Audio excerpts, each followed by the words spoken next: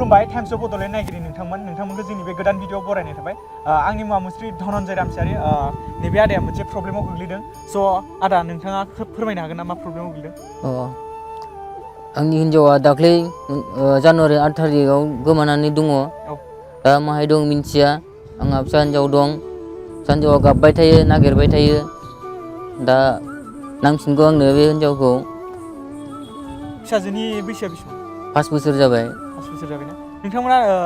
नांलायलायनाय जादोंमोन नामा न'खराव जेबो नांलायनाय जायाखैमोन जेबो प्रब्लेम गैयामोन नोंथांनि हिन्जावनि नामा आंनि हिन्जावनि नामा गेवलां ब्रह्म आच्छा आदा नोंथाङाथ' जोंनि बे टाइम्स अफ बड'लेण्डआव नोंथांनि जाथाय जानायखौ रायजोफोरनि सिगाङाव शेयार खालामनो थाखाय फैबाय नोंथाङा मा सानो नोंथांनि हिन्जावा गोमादों ना खारदों सोरजोंबा ना अबावबाफोर माबाफोर मोनसे जाथाय जानानै दङ नोंथाङा मा सानो आंथ' गोमानानै दङ मानसिया आंनो नांफिनगौमोन दा बबाव थायो मिन्थिया आरो ओमफ्राय नोंथाङा बे नोंनि हिन्जावनि न'खराव खबर लायाखै नामा दाख्लै खबर लाहरदोंमोन गैया होननानै बुंहरदों फिसाजोआल' दंमोन फिसाजोखौ माने गावनि न'आव लानानै थांदोंमोन औ ओमफ्राय न'आव गालांनानै माने गाव गैला आरोना गैला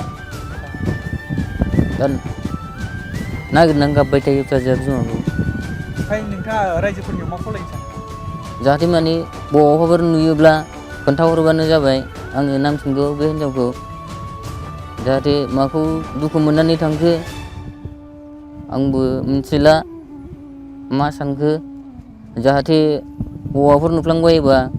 कन्टेक्ट नाम्बाराव फन खालामनानै खोन्थाहरबानो जाबाय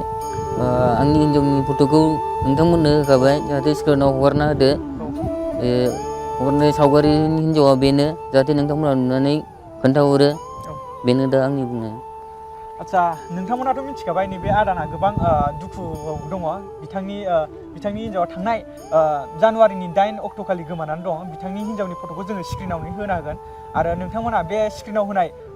फट'खौ नुबाय बायदोंब्ला नोंथांमोना जोंनो